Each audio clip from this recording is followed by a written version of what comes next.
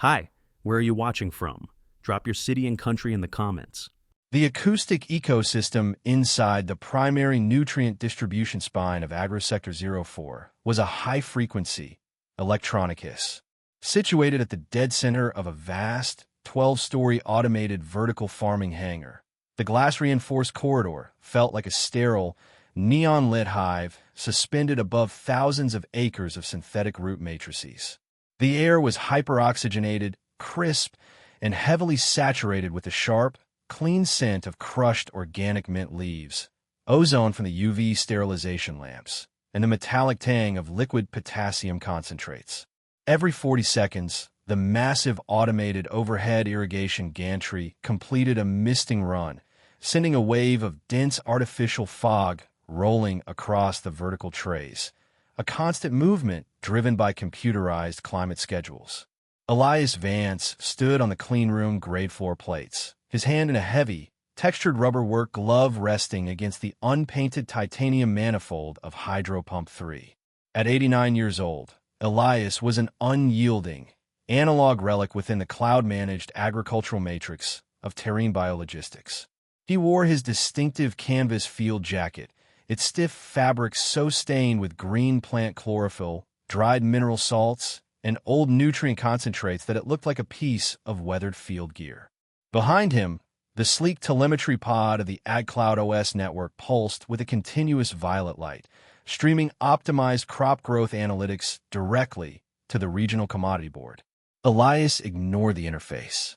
His eyes were locked on an old glass tube rotometer connected directly to the root zone drainage return.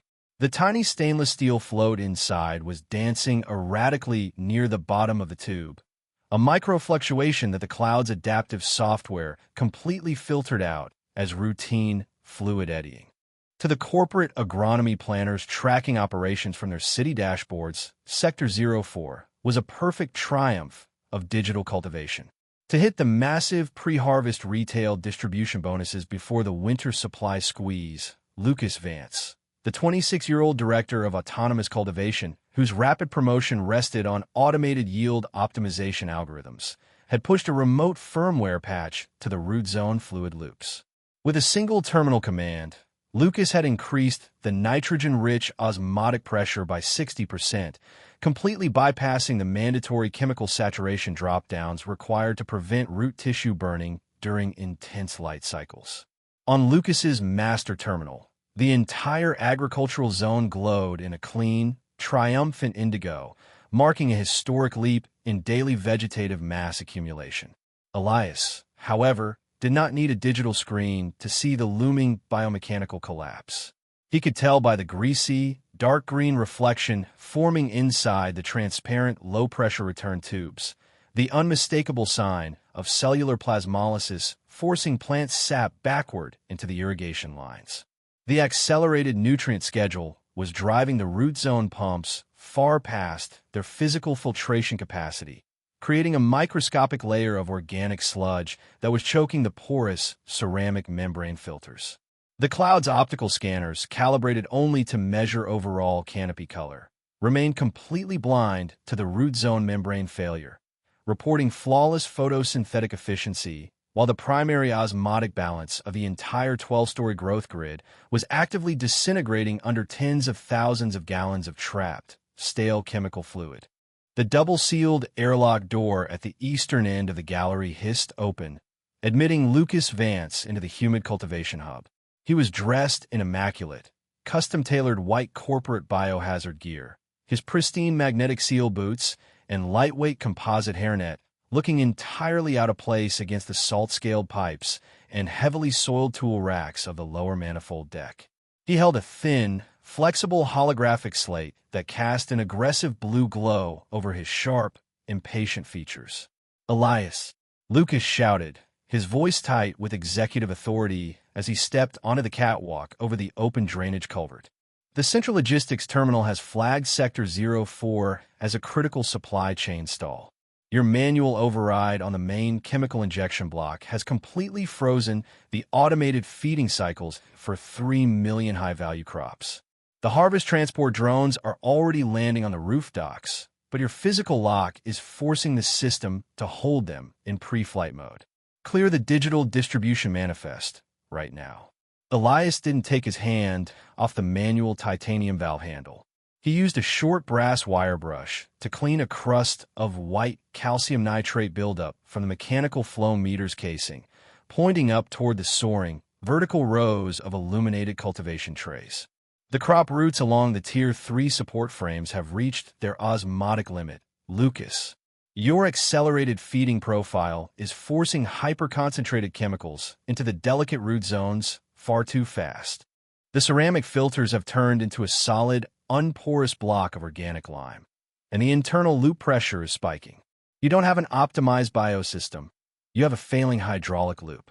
If you launch the automated Wave 9 flushing cycle into this block without venting the high-pressure header manually, the sudden fluid hammer will shatter the fragile PVC feed lines and drop 40 tons of toxic chemical sludge directly into the central water supply. Lucas let out a short, dismissive laugh, swiping across his holographic screen to present a real-time predictive growth simulation. Look at the AgCloud metrics, old man. We are running a live, multi-layer physiological simulation that tracks cellular turgor, leaf temperature, and nutrient uptake every second.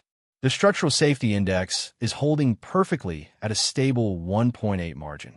The optimization engine automatically modulates the pump stroke to account for filter resistance. What you're seeing here is just standard organic buildup from an aging installation. This corporation didn't spend $100 million on autonomous vertical Agrotech to have its highest margin harvest blocked by a retired greenhouse hand who's afraid of automated plant food. Lucas stepped forward, his clean boots clicking on the floor plates as he lowered his voice into a sharp, clinical threat. Let's be completely clear about your position here, Elias. Your field technical variance is being archived at the end of this shift. If that manifest isn't verified and the injection block cleared in 2 minutes, I am filing an immediate report for operational defiance and corporate sabotage. I will personally terminate your senior medical coverage before midnight, cancel your housing allotment in the terminal settlement, and ensure you spend your remaining years sitting in the industrial dust of the outer rail slums. Sign the clearance, or get out of my facility forever. The catastrophic structural failure did not wait for an administrative resolution or a formal corporate review. It erupted exactly 80 seconds after Lucas used his master security token to bypass Elias's localized lockout and force the central SCADA matrix to execute the Wave 9 high-pressure flushing cycle. High above their heads, the automated distribution gantries groaned as they began to slam heavy, high-velocity streams of cleaning solution through the narrow, multi-tier overhead conduits. Elias didn't move or attempt to wrestle for control of the digital terminal. He reached over and flipped a heavy, manual iron toggle on his local diagnostic wall, switching the primary monitor from the stylized AgCloud Greenline graphic to a raw, unedited hydraulic pressure transducer line connected directly to the internal manifold of Tier 3. On Lucas's holographic slate, the digital plant icons continued to pulse in a vibrant, simulated green, reporting a highly efficient nitrogen flush. Watch the fluid hammer velocity across the primary ceramic filter casing, Elias said, his voice entirely calm, steady as iron. On the analog line graph, the pressure curve didn't climb gradually. It shot up in a vertical, jagged crimson spike. The hyper-concentrated chemical fluid, hitting the completely blocked, calcified filter membranes at full automated velocity, could not compress or pass through. The entire volume of liquid turned into a massive hydraulic battering ram inside the rigid plastic pipe network. Within seconds, the pristine corporate interface on Lucas's slate began to violently glitch. The clean indigo dashboard fractured into a chaotic wall of amber and crimson warning blocks as a massive, destructive kinetic wave, the physical splitting of plastic headers under 90 atmospheres of pressure, came rushing through the system. It's just a temporary sensor lag. The cloud routing protocol will automatically balance the valve timing to relieve the line pressure. Lucas stammered, his fingers sliding uselessly across the frozen touch interface as the terminal began generating a frantic stream of low-level system faults. Manifold rupture, gantry desynchronization, critical biomechanical failure. The software can't balance a fluid hammer, Lucas, when the primary PVC header has already exploded off its mounting brackets, Elias stated calmly, pointing a heavy glove toward the shaking glass viewing panel behind them. High up in the cultivation hangar, the sound of the facility completely changed. The clean, electronic hiss was suddenly replaced by a sharp, deafening roar of escaping high-pressure chemical sludge as the primary distribution line of Tier 3 failed structurally. Under the immense kinetic force of the automated flush, the massive plastic manifolds split open like paper. The toxic, hyper-concentrated nutrient solution sprayed out in an immense, corrosive wave, its weight breaking through the fragile aluminum cultivation trays, dropping 40 tons of wet metal and ruined crops violently against the gallery floor and instantly shorting out the entire sector's automated electrical grid. Lucas stood paralyzed in the dripping, chemical-scented mist of the leaking bunker, his holographic slate shattered and covered in green organic slime, its screen completely dead. The AgCloud platform was totally unresponsive, blinded by the physical destruction of the primary optical sensors, leaving the logistics network completely unable to safely halt the remaining automated pumps that were still driving thousands of gallons of high-pressure liquid toward the collapsing vertical tiers. The system is completely dark. I can't reach the upper safety gates, Lucas whispered, his face pale with terror under the wet green residue, his hands shaking violently as the emergency sirens began to wail through the concrete vault. The master server won't accept the emergency shutdown sequence from an unverified terminal. The server isn't listening because the physical data trunks were severed when the upper gantry assembly crashed through the concrete cable galleries, Lucas, Elias said calmly. He stepped through the drifting chemical mist, reached beneath his grease-stained oak desk, and pulled out a heavy yellow protective container that was bolted directly to the deep structural steel of the floor. Inside sat an ancient, military-grade manual isolation switchbox, a solid block of cast iron featuring a massive, uninsulated mechanical copper knife switch, and absolutely no digital logic or cloud connections. This is the Federal Agricultural Infrastructure and Deepwater Biochemical Hazard Mitigation Act of 1988, Statutory Emergency Treaty Number 722. Elias announced, his voice booming over the sound of the wailing sirens as he placed a thick, heavy green archival brief on top of the iron box. The cover was worn down to the raw cloth, featuring a massive, crimson lead and wax seal impressed upon the lower margin. When your corporate optimization group redesigned the facility interface code 4 years ago, they categorized all pre-digital manual emergency isolation protocols as obsolete legacy architecture to save on server compliance indexing costs, Elias continued, looking down at Lucas. They assumed that an automated farming complex with a 99% uptime rating didn't need a physical, non-digital emergency cutoff. Elias grasped the massive wooden handle of the copper knife switch. But this treaty contains an unappealable, non-expiring federal safety mandate. Section 7, paragraph 22 states explicitly that in the event of an unmonitored biochemical failure that threatens the structural integrity of a primary regional food production basin, the senior field inspector holds absolute, unappealable authority to execute a total mechanical isolation. I am pulling the knife switch, Lucas. I am throwing the high-voltage physical shunts. The upper injection pumps are dropping to absolute physical stop positions. The main chemical wells are locked out.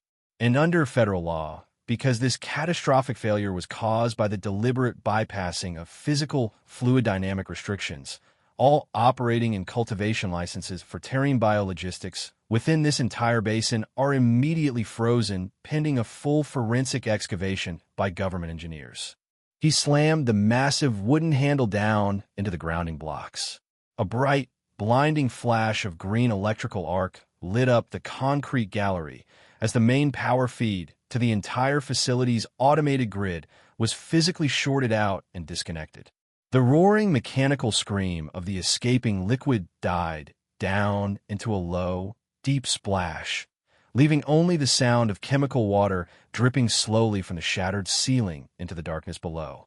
6 months later, the hypermodern, high-velocity administrative offices of Terrene Biologistics had been completely dismantled, their slick glass desks and glowing holographic displays sold off at asset liquidation auctions. The corporation, entirely unable to honor its regional food supply contracts due to the indefinite, legally mandated freezing of its vertical farming infrastructure, had collapsed into a swift, devastating bankruptcy.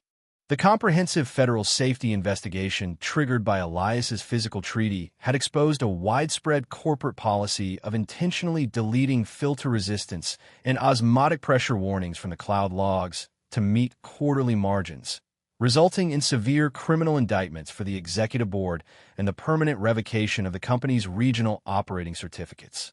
Agro-Sector 04 was no longer a high-speed production node. It was a quiet, strictly monitored hazardous engineering recovery zone wrapped in yellow federal warning tape. The massive cultivation gantries on the upper decks were silent on their tracks, and the deep chemical manifolds were being slowly, meticulously bored out with heavy diamond drills under the watchful eye of federal engineers to physically clear the shattered plastic valves. Elias Vance stood on the concrete observation platform overlooking the main hangar floor. The air was cool, clean, and entirely free of the toxic, suffocating smell of burning electrical insulation and hyper-concentrated nitrogen mist. He wore his same canvas field jacket, though it now bore a heavy, polished brass insignia, identifying him as the Chief Technical Trustee of the Regional Agricultural Infrastructure Safety Bureau. The position was non-corporate, backed directly by federal statute, carried absolute operational veto power over any private terminal, and came with a permanent lifetime tenure that no executive board could ever threaten. A figure walked slowly down the concrete ramp from the access tunnel, his posture hesitant, defensive, and deeply humbled. It was Lucas Vance. His pristine corporate uniform and high-tech utility gear were gone, replaced by a faded, generic blue industrial denim jumpsuit. His hands were chapped and stained with dark graphite grease, and he carried a heavy, manual chemical testing kit on his shoulder. Following the criminal liquidation of his division, his technical credentials had been permanently flagged and blacklisted across the Agrotech registry, leaving him with immense personal liabilities and a professional history that no modern firm would ever risk touching. "Mr. Vance," Lucas said, his voice quiet, raspy, and completely stripped of its former artificial corporate eloquence. He kept his eyes lowered, looking at the gray concrete near Elias's heavy leather boots. "The Bureau's regional office. They told me that all manual labor assignments for the manifold clearance crews must be personally vetted and signed off by your desk. I've applied for the entry-level position of third-class mechanical valve scraper for the lower basin lines. I need the authorization to retain my family's basic housing permit in the sector settlement." Elias looked at the young man for a long, quiet moment, the silence between them punctuated only by the distant, rhythmic clink-clink of a manual chisel clearing out a calcium block down on the gantry casings. The lower basin lines require manual structural testing and scale checking every Friday morning at 4 o'clock sharp. "Lucas," Elias said evenly, his voice steady as iron. "No automated SYNCS, no cloud remindiers, no digital dashboards. If your hand slips or you fail to check the pipe thickness with a manual scale, a trap pocket of concentrated chemical acid could blow out and burn you to the bone in a second. You report to the tool room on Monday morning at dawn. You'll be issued a manual canvas logbook, a mechanical hydrometer, and an iron scraping bar. If you can learn to respect the pressure of the fluid and the reality of the material without needing a screen to tell you it's safe, you might actually turn into a real bioengineer someday." Lucas nodded quickly, a look of profound, desperate relief washing over his face. "Thank you, sir. I'll be there. 4 o'clock sharp."